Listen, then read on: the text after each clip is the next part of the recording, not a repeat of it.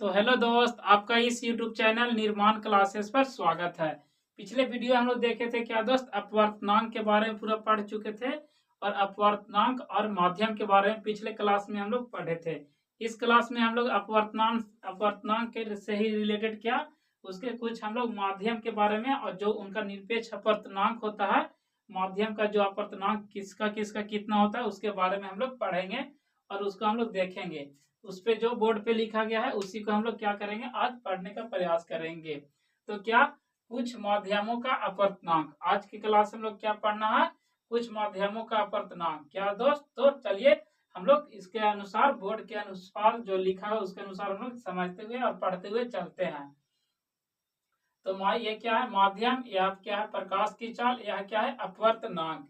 तो हवा यानी कि निर्वात, निर्वात में प्रकाश की चाल कितना होता है दोस्त, तो 3 गुने 10 के पावर 8 मीटर पर सेकेंड होता है। कितना होता है, 3 गुने 10 के पावर 8 मीटर पर सेकेंड होता है। उसके बाद किसमें, पानी में प्रकाश की चाल कितना होता है, 2.25 गुने 10 के पावर 8 मीटर पर सेकेंड होता है। और इसका क्या दोस्त अपवर्तनांक, हवा का अपवर्तनांक कितना होता है, 1 होता है। और पानी का अपवर्तनांक कितना होता है दोस्त, पानी का अपवर्तनांक होता है 1.33। उसके बाद कांच में प्रकाश की चाल कितना होता है दोस्त, 2 गुने 10 के पावर 8 मीटर पर सेकेंड होता है। और इसमें क्या होता है क्या, तो अपवर्तनांक कितना होता है दोस्त, तो 1.5 होता है।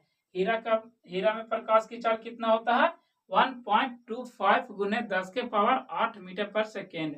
यानी कि जो 8 मीटर पर सेकेंड क्या होगा 10 दोस्त, यानी कि क्या है 10 के पावर 8 जो मीटर पर सेकेंड है वह क्या है, सभी में क्या है कॉमन है।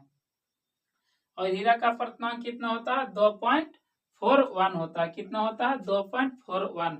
अब चलिए हम लोग ये सब के बारे में समझते हैं और इसके बारे में पढ़ते हैं और समझते हुए चलते हैं।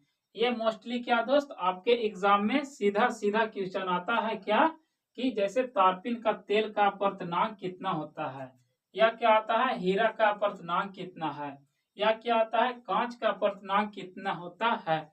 तो यह आपके एग्जाम में सीधा सीधे 1 नंबर 2 नंबर देकर ही जाता है, अगर आपको यह क्या रहा याद रहा कंठस्थ तब। तो वायु का अपवर्तनांक कितना होगा दोस्त, 1.003। यहाँ क्या था दोस्त, यहाँ हवा था, लेकिन यहाँ कहाँ था, क्या था निर्वात में अपवर्तनांक 1, लेकिन वायु में आपसे पूछेगा तो अपवर्तनांक कितना होगा, 1.003 होगा। और बर्फ का अपवर्तनांक कितना होता है, 1.31। कितना दोस्त, बर्फ का अपवर्तनांक 1.31।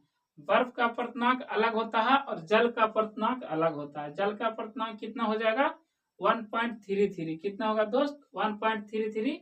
और एल्कोहल का अपवर्तनांक कितना होता है, 1.36।